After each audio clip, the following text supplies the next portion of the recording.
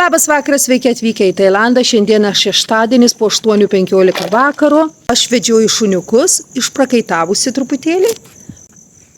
Noriu pafilmuoti vakaras mano gyvenime. Tai pafilmuoju nuo dabar iki maždaug vidurnakčio. Noriu pasidalinti vakaru Tailande. Tikriausiai yra gyvatė kažkur. Matote, ar tai žiurkė gal? O, kažkas. Nežinau. Žinau, kad kažkas yra. Labai dažnai būna gyvačių čia. Ne per dažniausiai, bet būna, tai sako, reikia atsargiai. Anksčiau vedžiodavau šuniukus čia, iki kol užmačiau tokią didoką gyvatę, tai nusprendžiau to nebedaryti. Tai mano šuneliai gana nemaži, bet jie visuomet ant pavadėlio ir nepuola. Nei žmonių, nei kitų šunų, nebent juos pultų. Bet yra tenais tiesiai paėjusi baltą šuo, kuris dažniausiai būna viduje, bet kartas nuo karto jį paleidžia. Jau beveik 3 metus kalbu su šeimininkais tokio balto šunelio ir vis sakau, būkit geri, nepaleiskite savo šuns, kadangi jau įkandu Glorijai prieš tai, o Glorija jau turėjo ir operaciją. Dėl to šunelio buvo labai stipriai sudraskyta ir prašiau, ir gražiai kalbėjau, nesikoliu nieko, aš tikrai kažkaip nenoriu. Bet blemba, žinokit, prieš 2 dienas puolė mane. Aš jau viena, šuo buvo pabėgęs, puolė mane ir bandė kasti kojas. O jūs žinote, viena koja pas mane lūžusi. Tu negali nei apsiginti nieko, su rankom nebent. Bet jeigu šiaip nuo šunų apsiginti, aš tikrai šeriu ir laukinius šunis, tu gali stovėti ant vienos kojos, o kitą kaip ir atspirti, žinot. Bet tu to negali padaryti, nes nei ta koja. Atrodo labai rami vieta, labai gražu, nėra žmonių, nėra nieko, iš vienos pusės yra labai gerai, bet kartais jeigu mane užpultų tas baltas šuo, tuomet aš būčiau viena kaip pirštas. Tai pasakiau Ryanui, kad laikrodį prie savęs, nes jisai turi kortelę ir gali visuomet paskambinti. Tas yra labai gerai. Mano šuneliai vaikščia. Kažkaip norėtųsi nusivesti šuniukus čia, bet tuo pačiu metu irgi nelabai galiu. Kodėl? Nes čia irgi gyvačių po lietaus būna. Tai jo. Šie namai kainuoja apie 80 ar 90 tūkstančių eurų. Tai yra, aš manau, 3 kambarių ir 2 ar 3 tualetų. Matote, to ploto nėra labai daug, bet jo, gana faina, rajonas taip pat fainas, man labai patinka čia. Čia yra lauko vieta. Praeitą kartą buvo susiraičiusi gyvatė čia. Reikia išmesti. Turiu tą dėžę, joje jau išėmiau visus tušinukus, pieštukus. Tai suorganizavau tenais, parodysiu truputėlį vėliau. Tai kiekvieną dieną arba prašluoju čia, arba vėjeliu. Paėjus tiesiai yra skalbimo mašina, ir taip pat kai kurie dalykai, kuriuos būtinai reikėtų išplauti. Taip pat noriu išplauti, išdezinfekuoti ir atiduoti šią virtuvėlę mano draugės dukrai. Čia yra skalbimo mašina. Kartais yra čia, žinokite, ir žiurkių prabėga. Kartais būna toksai burundukas čia. Nežinau, kiniečiai prieš tai gyveno, kažkokį meškėną atsivežę buvo. Žinokit, čia visko būna. Gyvačių kartais, žiurkių, matau dabar viena tikriausiai tokia. Jau kažkaip ne tai, kad priprantu, prie žiurkių nemanau, kad kažkada priprasiu, bet jau geriau negu prieš tai buvo. Čia anksčiau buvo tuščia vieta, o dabar žmonės pirko namą. Tiesiai paėjusi yra tokia kaip ir aikštelė žaidimų, parkelis, o dar toliau baseinas. O tiesiai paėjus tenais yra kaimo apsauga, matote, prie to kelio, tai yra labai patogu. O kur mano koja lūžo, kur aš turėjau tą nelaimę, tai tiesiai paėjus čia, tik tais pro vartus, pavedžiojau šuniukus ir vaikelį, kritau ir viskas. O čia atrodo toksai bardakėlis, mano Lūna visuomet laukia, jinai mane myli, žinokit, jinai labai bijo, kad man vėl kažkas nutiks. Viskas bus gerai. Žiūrėkit, grafiti, Ryanas kaip.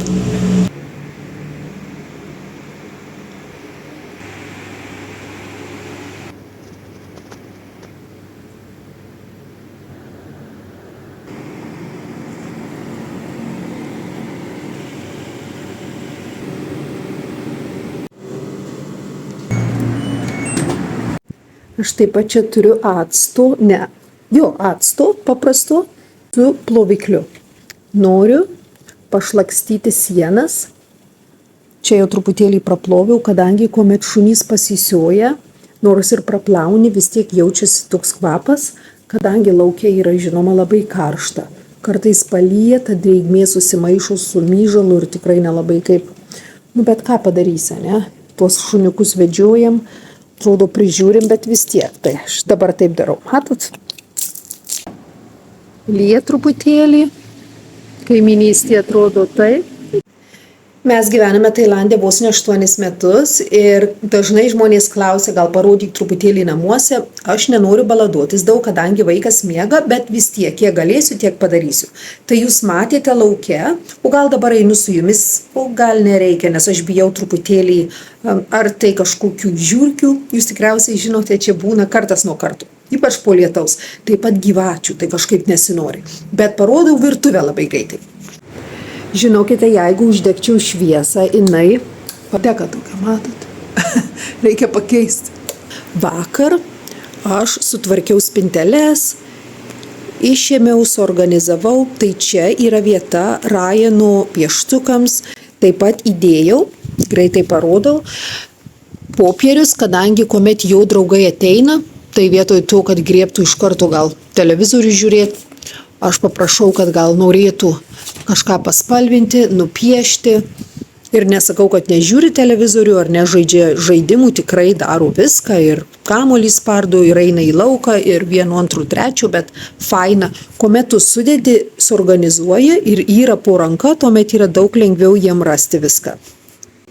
Čia yra mano makiažas, tai kiekvieną rytą aš sėdžiu čia ir užsidedu makiažų. Nepereisiu per visą savo makiažą, neparodysiu, ką turiu, kadangi tikrai neturiu daug. Čia yra stalčiukas, kuris yra daugiausiai naudojamas. Man davė vakar kaukę viena moteris, o čia yra paprasčiausiai keli kremai, lūpdažiai ir panašiai. Bet žinokite, nepereisiu per viską, tik tai noriu parodyti, kaip aš susiorganizavusi. Čia yra nagų lakai, keli kremai, pažastims, taip pat vienas aparatas veidui. Čia yra keli dalykai, kas susijęs su kamera, su filmavimais. Jau nebenaudoju, aš naudoju viską telefone. Sakyčiau, tai nereikia didelių kamerų dabar, ne? O čia yra kaip ir mano makiažo vieta. Bronzos truputėlį, pudrą naudoju tokią, kreminės beveik nenaudoju, aš ją turiu jau gerus 2-3 mėnesius, bet matote dar kiek likę.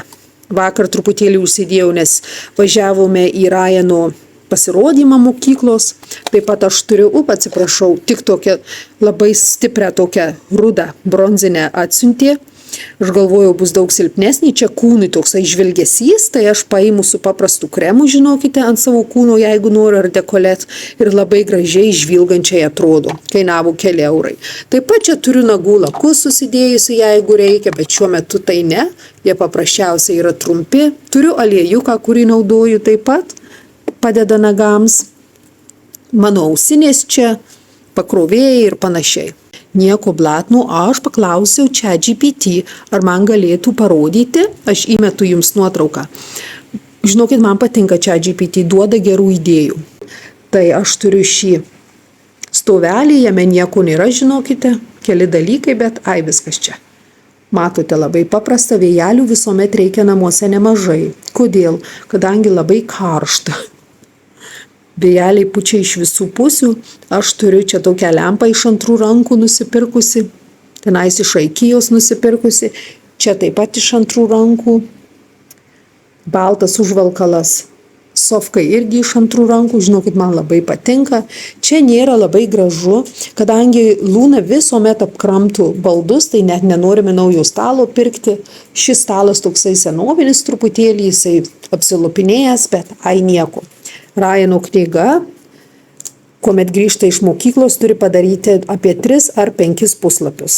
Žinokite, labai padeda, nes yra apie viską, ir matematiką, ir gramatiką, ir jo.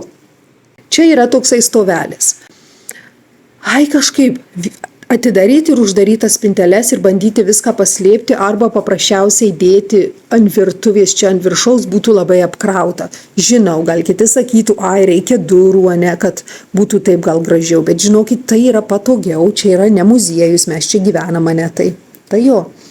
Aš visuomet paprašau, kad ChatGPT man padarytų, kad būtų labai prieinama kaina. Ne tai, kad sienas verstų kažką darytų, ne, bet kad būtų paprasta. Tai aš čia netgi dabar aš jums įdedu, paprašiau ChatGPT, ką daryti su šia vieta ir man davė tokią idėją. Čia, manau, yra piešinys, aš jį piešiau prieš 4 metus su viena moterimi, aš manau, jinai iš Rusijos, jinai mokino kaip tapyti. Mano dantys balti, žinokit, prasidėjo. Dar nėra labai, bet aš pirkau tokias juosteles, lepnes dantim. Žinokite, labai fainos juostelės. Aš esu prieš tai jas pirkusi, kuomet gyvenau Dubajuje ir dirbau oro linijose, bet po to nustojau ir pradėjau pirkti čia Tailande. Tikto, kažką pamatau, atrodo neblogai, rodo, kad geri rezultatai, bet nieko nėra geresnio nei šios lipnios juostelės. Aš parodau. Gal truputėlį įdomesnis dalykas, bet aš kiekvieną vakarą pasidarau kavą, šaltą kavą ir ją geriu kambario temperatūros. Aš jos nededu į šaldytuvą, paprasčiausiai pasidarau ir man labai patinka, aš tai darau jau gal gerus 5 metus, o gal netgi ir daugiau. Taip pat pasidarau arbatos, gvazdikėlių arbatos. Pasiimu apie 5 džiovintus gvazdikėlius ir juos įmetu į karštą vandenį ir geriu. Žinokite, geriu ar šaltą, kambario temperatūros. Nėra labai skanus kvapas, tikrai. Skonis atrodo nieko, bet tas kvapas toksai, kaip pas dantistę nueisi. Labai padeda su daugeliu dalykų, kas susijęs su moteriškom lygom, su skausmu, kas susijęs su hormonais, kas susijęs su šiaip aplamai, jeigu tu jautiesi, kad tau dantis skauda, arba smegenys, arba galva, arba nelabai miegasi. Iš tikrųjų toksai kaip ir, jeigu sako, nenori naudoti jokių antibiotikų ir nori išsivalyti savo organizmą, nes tu jauti gal turi kažkokį uždegimą, tuomet būtinai imk 5 kokius gvazdikėlius į karštą vandenį ir po to gerk. Ir žinokite, aš tai darau jau ne vienas mėnuo ir tikrai labai patinka. Taip pat gaivina burnos kvapą, kadangi išvalo visas bakterijas, ne tik iš burnos, bet taip pat iš pačio organizmo. Kava yra tokia, gvazdikėliai, ir pasidarysiu kavos ir gvazdikėlių arbatos.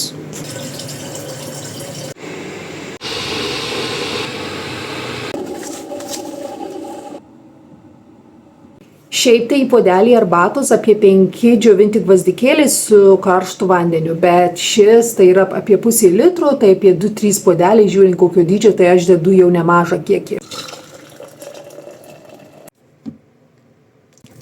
O kavą tai aš užpilu truputėlį, o po to šalto vandens ir palieku. Svarbiausia, kad ištirptų, nes vis tiek geriu ryte.